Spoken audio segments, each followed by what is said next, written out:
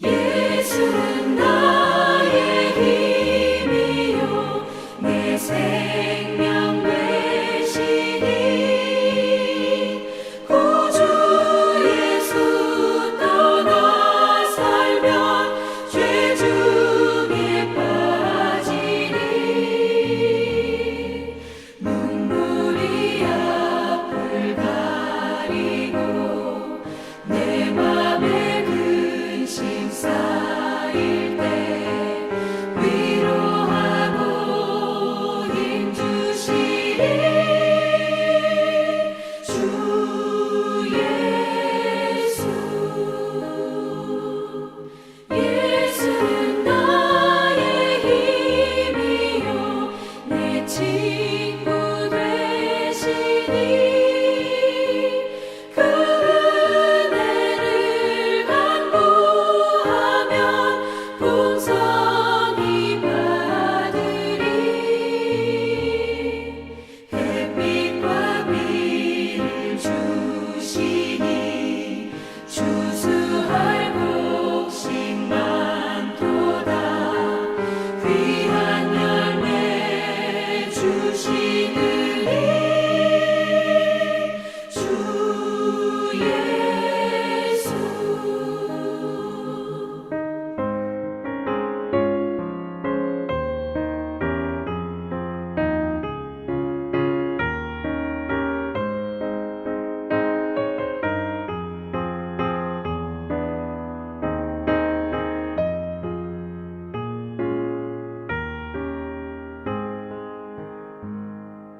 예수는 나의 힘이요 내 기쁨 되시니 그 명령을 준행하여 늘 충성하겠네. 주야로 보호하시며 바른 길 가게 하시니 의지하고 따라가리 주 예수. 예수는 나의 힘이요 내 소망 되시니 이 세상을 떠나갈 때 곧 영생 얻으리.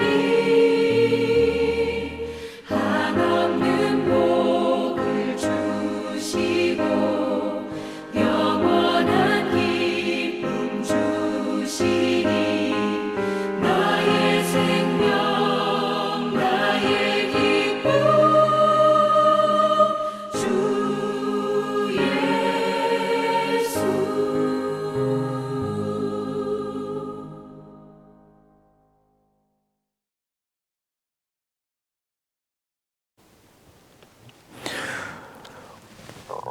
오늘 영상을 통해서 예배드리는 샘물교회 모든 교우들 위해 하나님의 은혜가 함께 하시기를 간절히 축복합니다.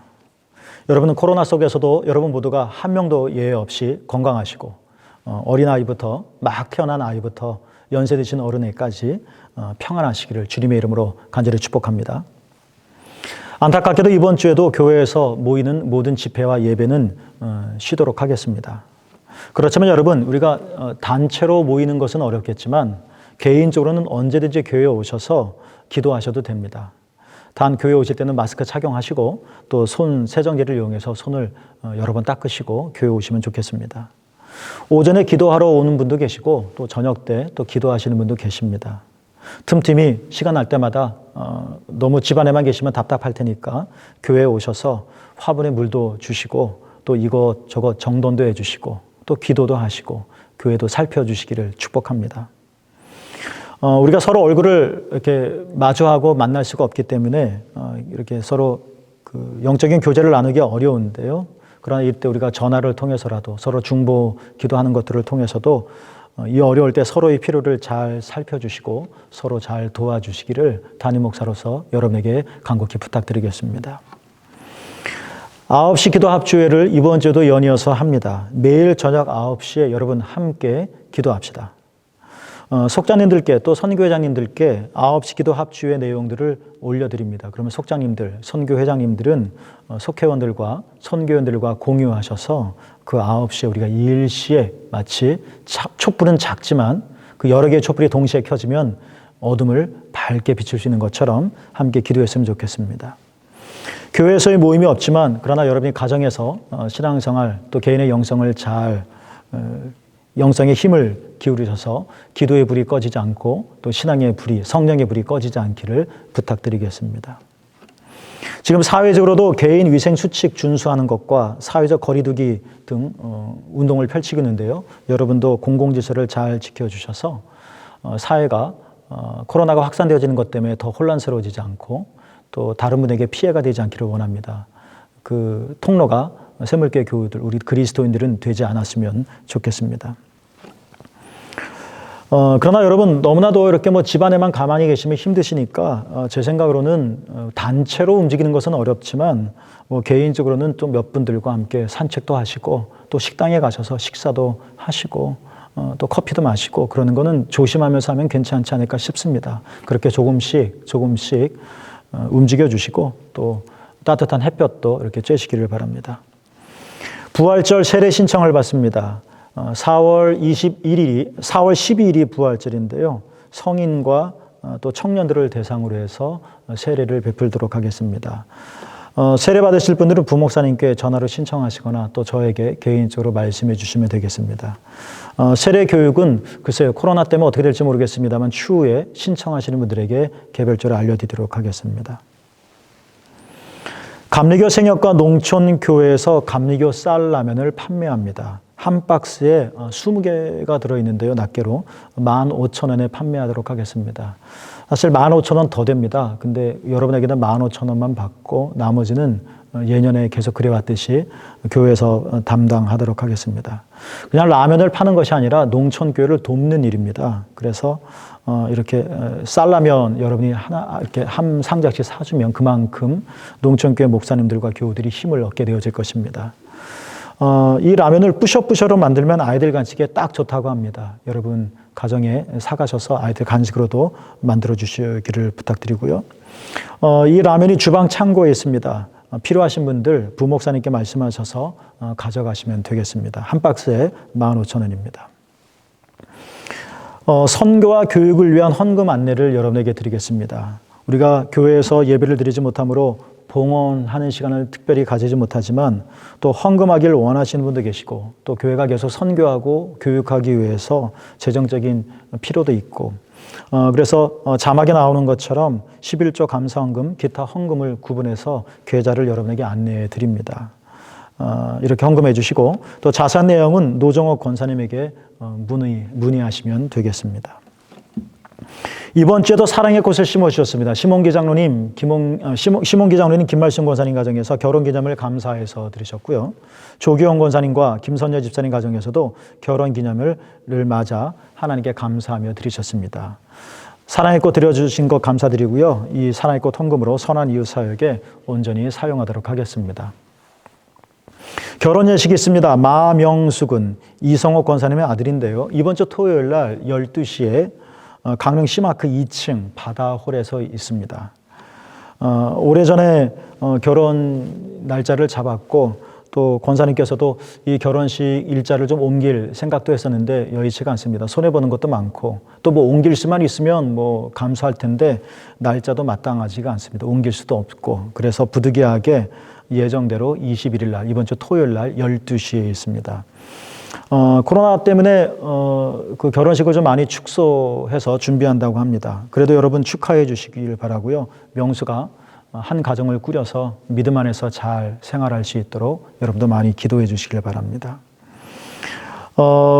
가족과 친한 친구 중심으로 예식에 참여한다고 하지만 그래도 여러분께서 마음과 관심을 보여주셔서 명수에게 힘이 되고 또 권사님에게도 기쁨이 되어졌으면 좋겠습니다. 우리 서로 온라인으로 영상으로 예배를 드리지만 우리 옆에 계신 분과 서로 인사 나누도록 하겠습니다. 하나님은 살아계십니다. 네, 또 인사 나누겠습니다. 하나님께서 잘하실 것입니다. 우리 예수님의 이름으로 여러분 모두를 진심으로 축복합니다. 한 주간도 건강하시고 늘 예수님의 이름으로 승리하시기를 간절히 기도하겠습니다. 네, 오늘 우리에게 주시는 하나님의 말씀을 봉독하겠습니다. 요한복음 16장 20절 말씀인데요. 제가 봉독하겠습니다. 내가 진실로 진실로 너희에게 이르노니 너희는 곡하고 애통하겠으나 세상은 기뻐하리라. 너희는 근심하겠으나 너희 근심이 도리어 기쁨이 되리라. 아멘. 강릉샘물교회 여러분, 예수님의 이름으로 여러분을 진심으로 환영하고 또 축복합니다. 일주일 동안 건강하게 평안하게 잘 지내셨죠? 여러분 모두를 우리가 주님의 이름으로 격려하고 축복할 때 샘물교회가 더욱더 든든히 서가며 이 어려운 때를 능히 이겨나갈 거라고 확신을 합니다. 영상으로 여러분을 뵙는 것도 벌써 3주째가 되어집니다.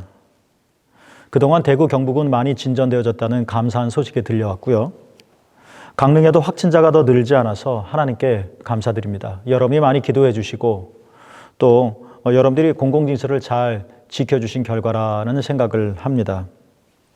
그렇지만 아직 서울과 경기도는 조심해야 될 단계인 것 같고요. 그래서 우리의 기도가 계속 필요합니다. 계속 우리 기도하며 나갔으면 좋겠습니다. 여러분들께서 그러신 것처럼 저도 여러분을 빨리 만나고 싶고 그리고 교회에 함께 모여서 예배 드리고 싶습니다. 오늘은 교회에서 예배 드릴까 하는 생각도 없지 않아 하기는 했었습니다.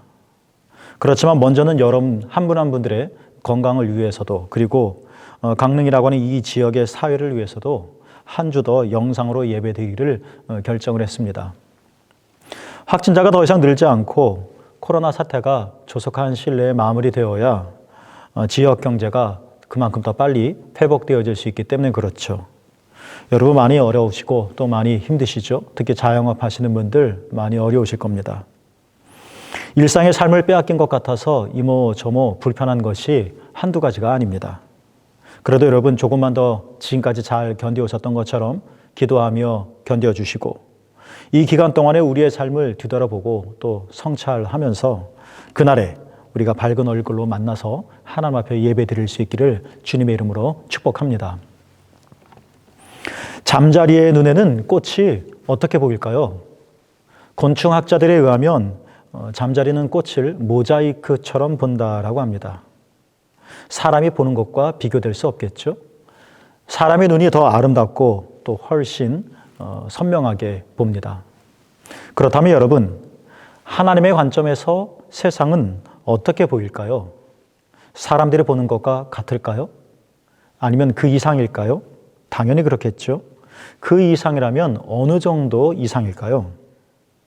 사람이 보는 것과 하나님께서 이 세상을 보시는 것은 분명히 다를 겁니다. 차원도 다르고 질도 다르고 수준도 다르겠죠. 하나님의 관점이라고 하는 책을 쓴 토미 테니 목사님이 계십니다.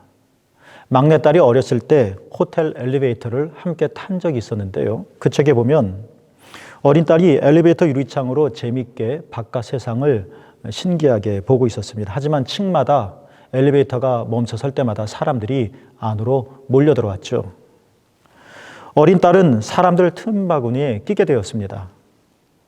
키가 작은 딸은 아무것도 볼 수 없게 되었고 시간이 지나면서 답답해졌고 그리고 더 이상 견딜 수 없게 되어지자 어린 딸은 아빠한테 안아달라고 부탁을 했습니다. 그래서 목사님이신 토미 테니 목사님은 아이를 안아 아빠의 눈높이만큼 높이 올려주었죠. 그러자 아이에게 아무 문제가 일어나지 않았습니다. 딸의 눈높이에서는 온통 사람들의 무릎과 등, 사람들의 허리띠와 핸드백뿐이었죠. 그렇지만 아버지의 높이로 올려졌을 때는 신기한 세상이 다시 펼쳐졌습니다. 마가복음 11장 23절에서 예수님께서 우리에게 말씀하셨습니다. 누구든지 산을 향하여 들려서 바다에 빠져라 라고 말하고 마음에 의심하지 않고 말한 대로 될 것을 믿으면 그대로 이루어질 것이다. 산을 옮기라고 하는 예수님의 말씀은 진짜로 산을 바다로 옮겨 빠뜨리자 그런 건 아닙니다. 만약 그런 거라면 우리는 지금도 산아 바다에 빠져라 라고 외쳐야 되겠죠. 그리고 예수님께서도 산을 바다에 빠뜨리는 기적을 한 번쯤은 행하셨을 것입니다. 마가복음 10장 23절은 진짜 산을 옮기는 문제가 아니라 하나님의 관점을 가져보라 하는 권면의 말씀입니다. 높은 산만 보면 산에 의해서 우리의 시야는 가로막힙니다. 그러나 높은 전망대에 우리가 이렇게 올라가다 보면 마치 산이 내려와 바다에 빠진 것처럼 산은 우리 눈에서 사라지게 되겠죠. 이렇게 신앙이란 무엇인가 하면 예수님과 함께 높은 곳으로 올려지는 것, 또는 신앙이란 예수님과 함께 높은 곳으로 올라가는 것이라고 정의할 수 있을 것입니다. 에베소서 2장 6절에 보면 바울의 고백인데요. 하나님께서 우리를 그리스도와 함께 살리셨다. 거듭나게 하신 거죠. 의롭다 하신 것이죠. 하나님께서 우리를 그리스도와 함께 살리셨을 뿐만 아니라 그리스도와 함께 일으키사 그리스도와 함께 하늘에 앉히셨다라고 고백합니다. 그러니까 우리 거듭난 그리스도인들은 그리스도로 말미암아 살아난 것뿐만 아니라 일으켜져서 하늘에 앉아있는 존재인 것이죠. 하나님의 관점을 가지고 사는 사람들. 비록 그리스도인이 이 땅에 살고 있지만 이 땅의 관점을 사는 것이 아니라 땅의 것으로 사는 것이 아니라 하나님의 관점으로 사는 것이죠. 높은 관점을 갖는 것입니다. 그렇게 되면 우리는 어둠과 두려움은 우리 사이에서 거치게 되어질 것이고 아름답고 신비한 세상이 우리 삶 속에 놀랍도록 펼쳐지게 되어질 것입니다. 한 남자가 공원에서 약 10개월쯤 되어 보이는 어린아이, 자기 아들에게 걸음마를 가르치고 있었습니다. 그러나 아이는 어렸기 때문에 두 발짝도 못 떼고 계속 넘어졌죠. 1시간 가까이 흘렀을까요? 어린아이는 지쳤는지 아빠의 무릎에 누워 곤히 잠이 들었습니다. 남자 옆에는 한 노인이 앉아 있었죠. 1시간 동안 계속 이 아이가 걸어가는 것들을 지켜보고 있었던 노인이었습니다. 그 노인은 뭐든지 수세기를 좋아했습니다. 이를테면 공원에 부모님과 함께 놀러온 아이들의 수가 몇 명인지 하나, 둘 정말 할 일 없이 그렇게 세기도 했었고 공원 안에 꽃들의 수는 얼만큼 되는지 하늘에 있는 구름의 수는 어떻게 되는지 이것이 공원에 앉아서 하루 종일 행하는 노인의 삶이었습니다. 남자가 노인에게 다가가서 오늘 자신의 어린 아들이 자그마치 3걸음이나 뛰었습니다 라고 웃으면서 자랑스럽게 얘기했죠.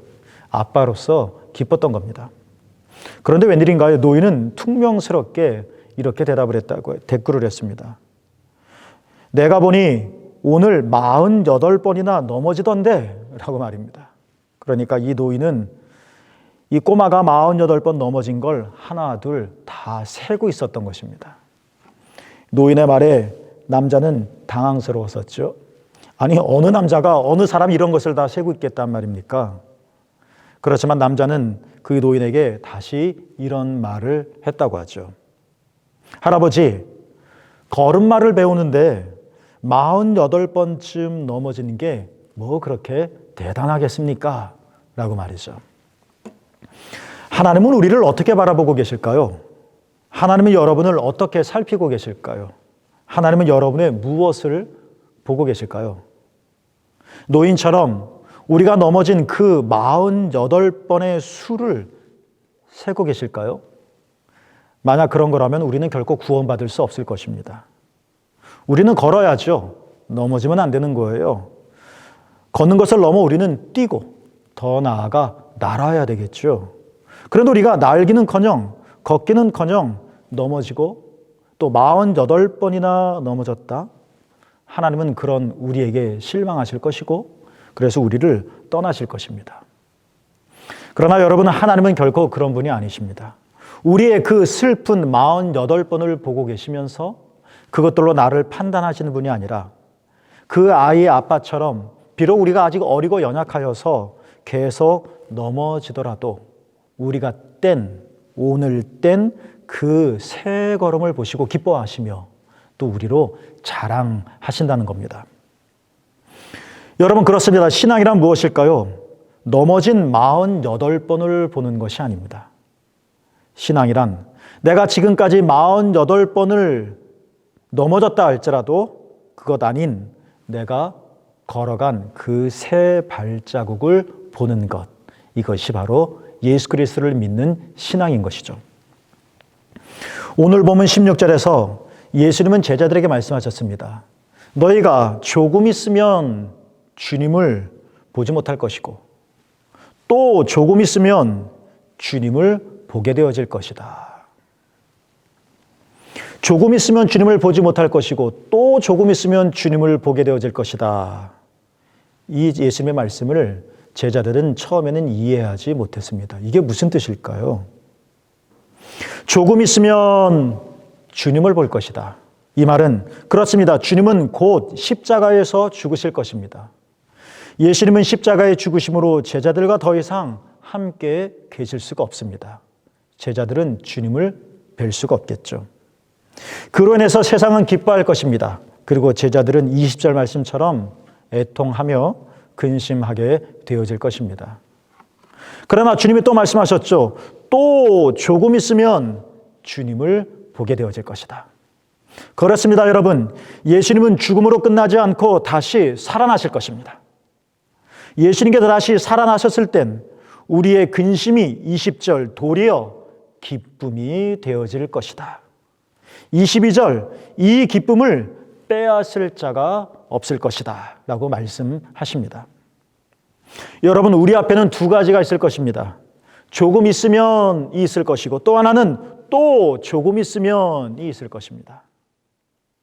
우리는 조금 있으면으로 인해서 애통하고 근심할 것인지 아니면 또 조금 있으면으로 인해 주님 은혜 안에서 기뻐할 것인지, 우리는 내 앞에 곧 펼쳐질 조금 있으면이라고 하는 슬픔과 떠남과 아픔 때문에 울고 있을 것인지 아니면 그 조금 있으면을 넘어서 바로 또 조금 있으면 주님께서 사망 이기시고 죽음을 이기시고 다시 살아나신 것을 보고 우리는 환호성을 올리며 춤을 추고 주님과 함께 기뻐할 수 있을 것인지. 그리스도인은 하늘의 사람입니다. 그리스도인은 땅의 사람이 아니죠. 하늘의 사람은 하나님의 관점을 가지는 사람입니다. 그러나 우리는 분명히 이 땅에 살고 있기 때문에 우리는 지금도 하늘의 사람으로서 하나님의 관점을 가지는 훈련을 해야 할 것입니다. 어쩌면 이번 코로나가 그 훈련에 좋은 기회가 된다 생각하기도 합니다.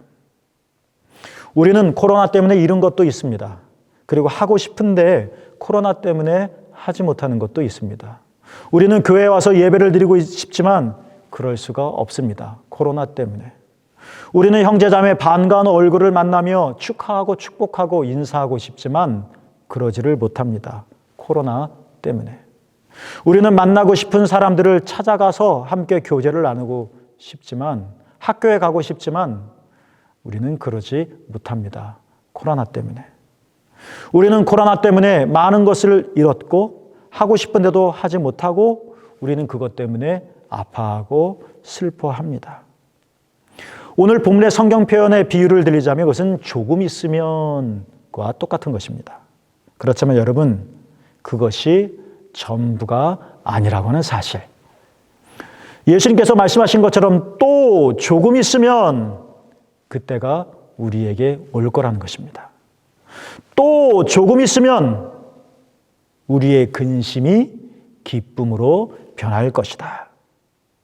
우리는 어쩌면 지금 슬퍼하고 애통하고 마음이 아파하겠지만 그러나 기억합시다. 또 조금 있으면 우리 주님께서 승리하실 것이고 또 조금 있으면 우리를 회복시키실 것이고, 또 조금 있으면 우리의 상처를 고치실 것이고, 또 조금 있으면 주님께서 오셔서 우리 눈물을 닦아 주실 것이고, 또 조금 있으면 우리는 흩어졌다가 다시 모여서 하나님을 예배하며 하나님을 찬송하게 되어질 거라는 것입니다.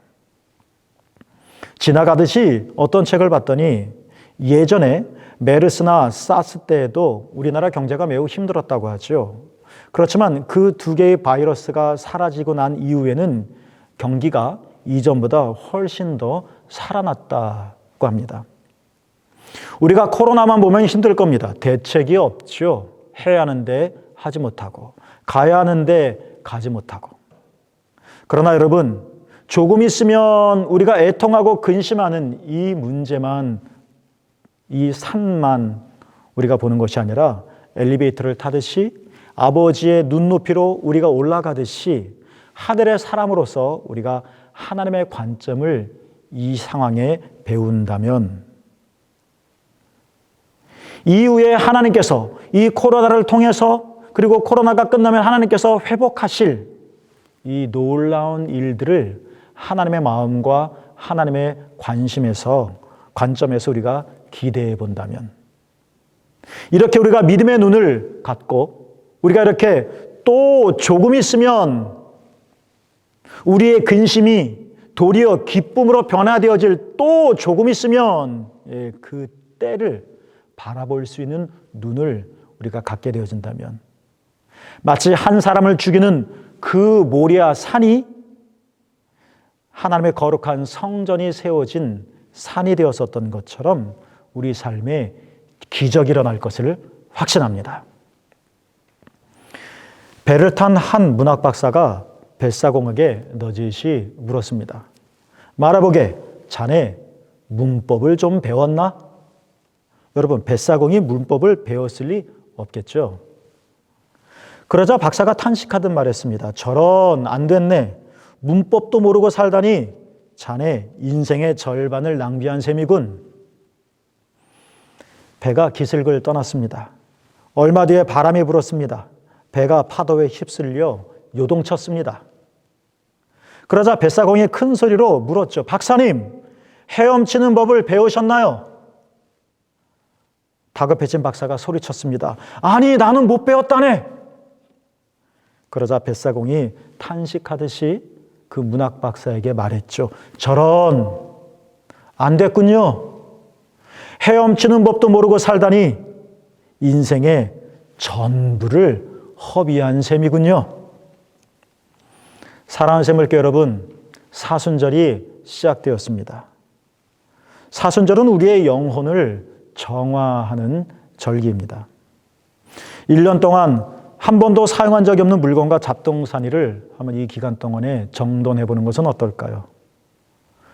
심리학자들에 의하면 버리지 못하는 것도 우리의 불안감 때문이다라고 합니다.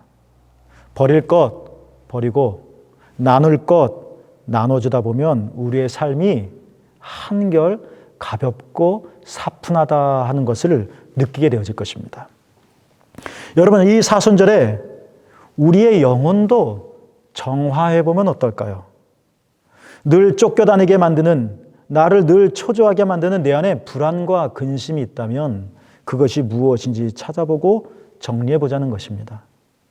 애써 노를 저어보려고 살려고 바둥바둥 치는 내 의도 찾아서 한번 정리해보자는 것입니다.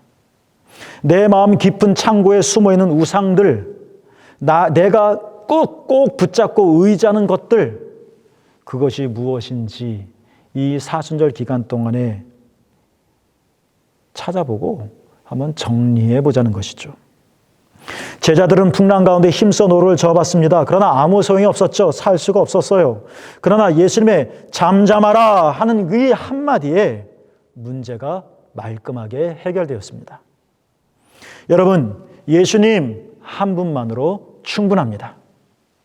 위엄 있고 능력 있는 주님의 그 한 말씀이 내 삶의 풍랑을 잠잠케 합니다.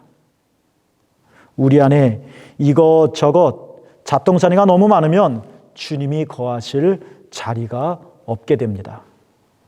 비록 성전에서 우리가 예배드리지는 못하지만 아침에는 묵상함으로, 저녁에는 기도 합주회로 함께 기도하면서 내 영혼을 한꺼풀 벗기고 정돈하면, 그리고 주님을 내 마음의 중심에 모셔나가면 우리 삶의 거친 풍랑은 잠잠해질 것이고, 코로나는 사라지게 되어질 것이고, 하나님의 평강은 저와 여러분 우리 모두의 것이 되어질 것입니다.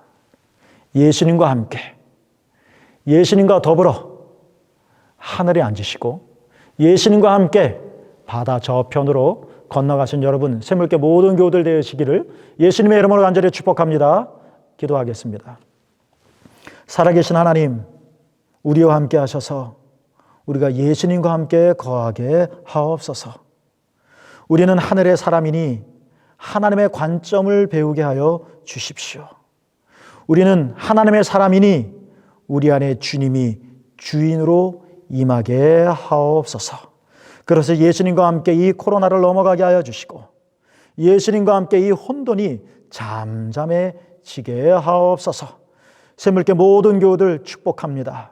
아픈 자들을 치유하여 주시고, 마음이 상한 자들을 위로하여 주시고, 경제적으로 이모저모로 어려운 모든 자들에게 하늘의 신령한 자비를 베풀어 주셔서 바다 건너가서 주님과 더불어 오병이어의 기적을 체험하게 하옵소서. 예수 그리스도의 이름으로 간절히 축복하며 기도하옵나이다. 아멘.